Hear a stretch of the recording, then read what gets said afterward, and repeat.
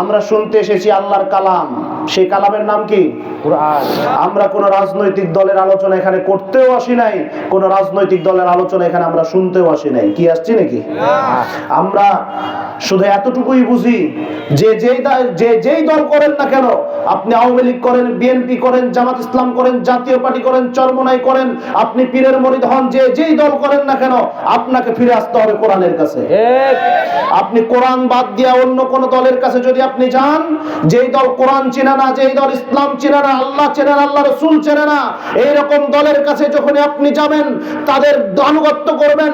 এই ধরনের নেতা যারা আপনাকে অন্যের ক্ষতি করার জন্য বলে, জ্বালাও পোড়াও, সব সময় জ্বালাও পোড়াও নিয়ে পড়ে থাকে, সব সময় মদ, গাঁজা, হিরোইন আর ফেনসিডিল নিয়ে পড়ে থাকে, এই ধরনের নেতার কাছে যখন আপনি যাবেন, আপনার দুনিয়াও শেষ, আপনার আখিরাতও শেষ। আপনি হাজী সাহেব হজ করে এসেছেন, আপনি পীর সাহেব, আপনি পীরে মুফতি কামেল, আপনি বিশাল বড় আলেম, আপনি তাহাজ্জুদ গুজারি, কিন্তু আপনি যে নেতার আনুগত্য করেন সেই নেতা মাজার পূজারী।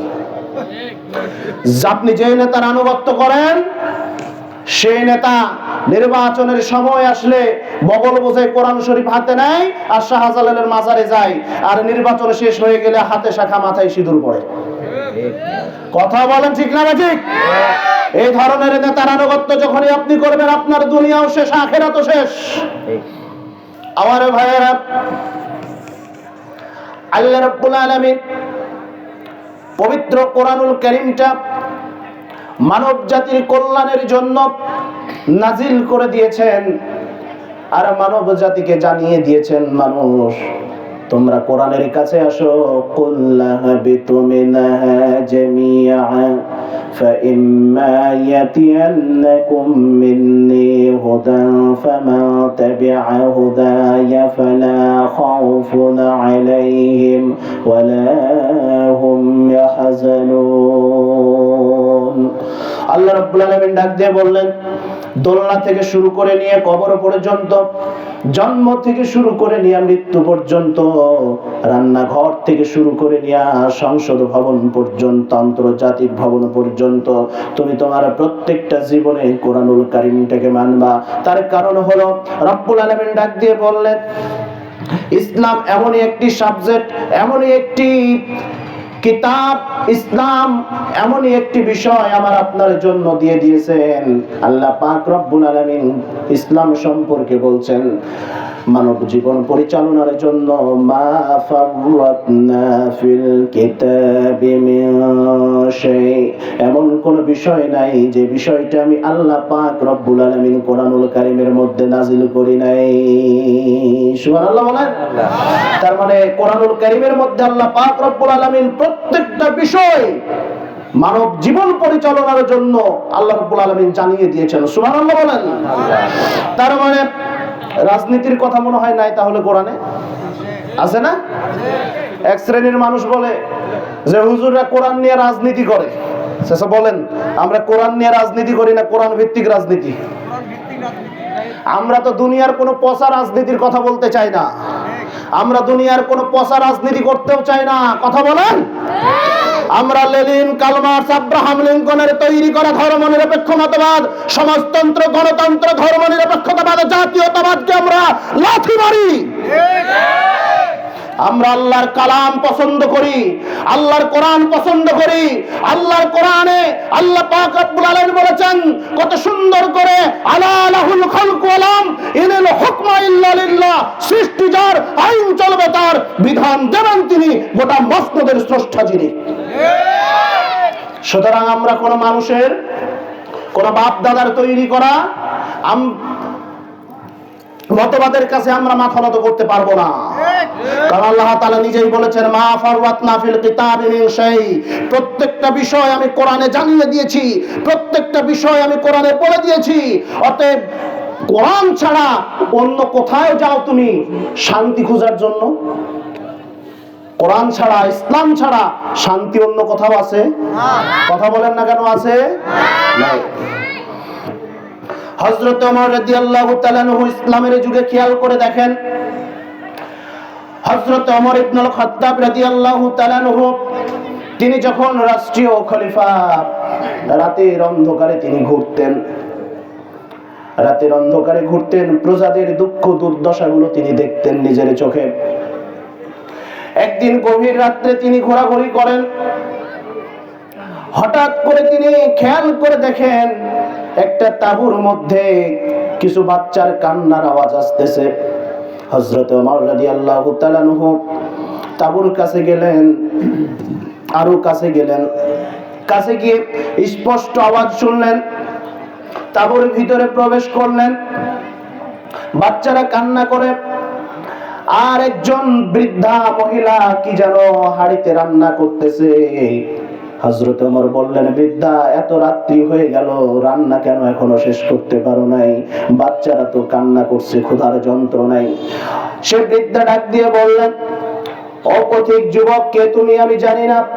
তুমি আমার খোঁজ নিচ্ছ, আমি সেটা জানি না কে তুমি, কিন্তু এই মরুভূমির মধ্যে পড়ে রয়েছি।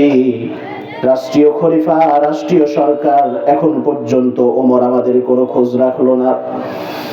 তবে শোনো, এই যে সন্তান, এই যে ছোট ছোট বাচ্চা দুটি দেখতেছো, এরা ক্ষুধার যন্ত্রণায় ছটফট করে। আমরা তো মদিনার লোক নই, মদিনার বাইরের লোক। মাইকটা ঠিক করো। আমরা মদিনার লোক নই, মদিনার বাইরের লোক। বাইরে থেকে এসেছি, ওমরের কাছে যাচ্ছি একটু সাহায্যের জন্য, কিন্তু আমার কাছে কোনো খাবার নাই, বাচ্চাদেরকে খাবার দেব। আমি পানিতে রান্না করতেছি, হাঁড়িতে শুধু পানি আর কিছু পাথর দিয়ে দিয়েছি, আর উনুনের ওপরে, আগুনের ওপরে চড়াই দিয়েছি। আমি জাল দিচ্ছি আর বাচ্চাদেরকে সান্ত্বনা দিচ্ছি, গোশত রান্না হচ্ছে, একটু অপেক্ষা করো, কিছুক্ষণ পর তোমরা খাবা। এইভাবে সান্ত্বনা দিয়ে হযরত ওমর বললেন, এত কষ্টের মধ্যে আছেন আপনি। তারপর খবর নেওয়া যায় নাই, হযরত ওমর দৌড় দিলেন তার বাইতুল মাল গুদামে। বাইতুল মাল থেকে আটার বস্তা নিলেন, হযরত ওমর নিজের কাঁধে মাথায় করে নিয়ে আসলেন। এরপরে বৃদ্ধা মহিলার কাছে দিয়ে বললেন, আপনি রুটি বানায় বাচ্চাদেরকে খাওয়ায়া দেন। রুটি বানানো হলো, হযরত ওমর নিজে রুটি বানায় দিলেন। এরপরে বৃদ্ধা মহিলার কাছ থেকে রুটি নিয়ে ছোট্ট ছোট্ট বাচ্চাদেরকে ডাক দিলেন, নিজের হাতে খাবারগুলো তুলে দিচ্ছেন বাচ্চার হাতে, বাচ্চার মুখে খাবারগুলো দিচ্ছেন হযরত ওমর। বৃদ্ধা মহিলা খেয়াল করে দেখলেন হযরত ওমরের চোখ বেয়ে বেয়ে যেন টপ টপ করে পানি পড়তেছে। বৃদ্ধা মহিলা ডাক দিয়ে বললেন, হে যুবক, জানি না কে তুমি, তবে আমাদের মদিনার প্রেসিডেন্ট ওমর না হয়ে যদি তোমার মতো একজন যুবক হতো, তাহলে মনে হয় আমাদের কিসমতটা খুলে যেত। কিন্তু বৃদ্ধা মহিলা তো জানে না ওই যুবকটাই হলো অর্ধ পৃথিবীর প্রেসিডেন্ট হযরত ওমর ইবনুল খাত্তাব রাদিয়াল্লাহু তাআলা আনহু। হযরত ওমর তখনও তার পরিচয় দিলেন না, পরিচয় গোপন করে রাখলেন, আর ডাক দিয়ে বললেন, ও বৃদ্ধা, আগামী কালকে সকালবেলা তুমি ওমরের রাজ দরবারে যাবা, আমাকে সেখানে তুমি পাবা। আরো কিছু চেষ্টা করব ওমরের কাছ থেকে তোমাকে সাহায্য দেওয়ার জন্য। বৃদ্ধা মহিলা চলে গেলেন ওমরের রাজ দরবারে। ওমরের তো বিশাল রাজপ্রাসাদ, নাকি কি বলেন, বিশাল রাজপ্রাসাদ না? হযরত ওমর রাদিয়াল্লাহু তাআলা আনহু বৃদ্ধা মহিলা হযরত ওমরের রাজপ্রাসাদে গিয়ে দেখেন রাজপ্রাসাদে তো ওমর নাই, একটা শুকনা খেজুর গাছের নিচে হযরত ওমর, অর্ধ পৃথিবীর প্রেসিডেন্ট হযরত ওমর শুয়ে আছে। সুবহানাল্লাহ বলেন। বৃদ্ধা ডাক দিয়ে বললেন, আহারে, এই ব্যক্তিটি কি ওমর?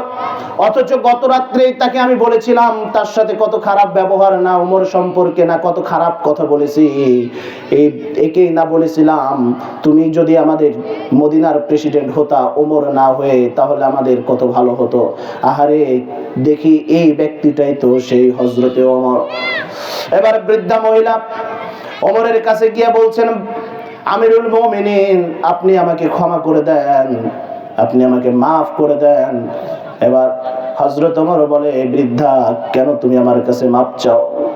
বৃদ্ধা বলে, আমি না জেনে অনেক কথা তোমাকে আমি বলে ফেলেছি, অতএব আমার প্রতি তুমি অসন্তুষ্ট হয়ো না, তোমাকে না চিনে অনেক কথা বলেছি। এবার হযরত ওমর বললেন, না না না, আমি নই, বরং আপনি আমাকে মাফ করে দেন। তার কারণ আপনি না জানার আগ মুহূর্ত পর্যন্ত আমি আপনার খোঁজ নিতে পারি নাই। আমি আপনার খোঁজ না নেওয়ার কারণে আপনার সন্তানগুলা অনাহারে অনেক কষ্ট করেছে, আপনি অনেক কষ্ট করেছেন। এই জন্য কাল কঠিন কিয়ামতের ময়দানে আল্লাহর কাছে আমাকে আসামির কাঠগড়ায় দাঁড় করাবেন না। সুবহানাল্লাহ বলবেন না?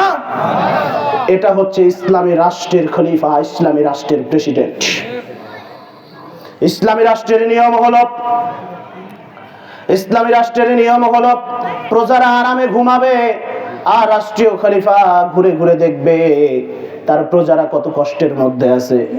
কিন্তু আমার দেশে এমন একটা রাষ্ট্রীয় খলিফা ছিলেন যিনি বলেছিলেন, এক সপ্তাহের বেশি আমাকে কেউ টেলিভিশনের পর্দায় দেখতে পারবা না। কি ছিল না? এক সপ্তাহের বেশি আমাকে কেউ দেখবা না, আমি সপ্তাহে একবার করে আসবো। হাই, একটা কথা মনে রাখবেন, আমরা তো এটা ধরে নিয়েছি জোরজার মুলুকতা, মানে যে যত জোর দেখাতে পারবে ক্ষমতা মনে হয় যেন তার, ভুলেই যায় আল্লাহকে করে। কথা বলেন ঠিক না ঠিক? আল্লাহ যে আছে আমার মাথার উপরে, আমার আপনার মাথার উপরে, সব ক্ষমতার সকল রাজার রাজা ধীরাজা তিনি হচ্ছেন আমার আল্লাহ। এটা যারা ভুলে যায়, আল্লাহকে ভুলে যায়, ফেরাউনও ভুলে গিয়েছিল, নমরুদও ভুলে গিয়েছিল, বক্তানাসরও ভুলে গিয়েছিল, কিন্তু তাদের পরিণতি হয়ে গেছে উল্টোটা। কি হয় নাই? তারা নিজেরাই বলেছিল আলা আলা আনা রব্বুকুমুল আলা, তারা বলেছিল আমি হলাম সবচেয়ে বড় রব। ফেরাউন বলেছিল আনা রব্বুকুমুল আলা, আমি হলাম স্রষ্টা, আমি হলাম আল্লাহ, আমাকে স্রষ্টা হিসেবে মেনে নাও। কি বলেন? বলছিল না? বলে নাই? হ্যাঁ বলেছিল। কিন্তু সেই ফেরাউন আছে? বলেন আছে? ফেরাউন নেই। ফেরাউনের গোষ্ঠীরও আল্লাহর দুনিয়ায় থাকতে পারবে না। এজন্য বলা হয় অতীত থেকে শিক্ষা নেওয়া প্রয়োজন। যারা অতীত থেকে শিক্ষা নিতে পারে না তাদের পরিণতি ফেরাউন নমরুদের মতো হবে। কথা বলেন ঠিক না ঠিক? আল্লাহ তাআলা কোরআনুল কারীমের সূরা সফের মধ্যে বলছেন আমাদের উদ্দেশ্যে, আলেম ওলামাদের উদ্দেশ্যে বলছেন, এটা আপনাদের উদ্দেশ্যে ওটা পরে, আগে আমাদের উদ্দেশ্যে বলছেন যে হে ইমানদারগণ, ও আলেম ওলামারা, তোমরা ওই কথা কেন বলো যেটা তোমরা নিজেরাই করো না? কি আছে না এরকম আলেম ওলামা? আলোচনা আগে করতে হবে, অথচ আল্লাহ তাআলা বলছেন সূরা বাকারার মধ্যে, অথচ তোমরা যে কথাগুলো বলো, তোমরা তো আল্লাহকে ভয় করো না, তোমরা তো আমল করো না, অথচ তোমরা নিজেরা ওই কোরআনটা পড়ো, ওই নিয়ে জনগণকে বোঝাও, জনগণের সামনে দাঁড়াও। কি বলেন? অথচ আমল আমাদের মধ্যে নেই। সর্বপ্রথম আল্লাহ পাক রব্বুল আলামিন বক্তা, যা আলোচনা করব সম্পূর্ণ আলোচনাগুলো বক্তা, তারপরে শ্রোতাকে আমল করার তৌফিক আল্লাহ রব্বুল আলামিন দান করুন। আমরা পড়ি আল্লাহুম্মা আমিন।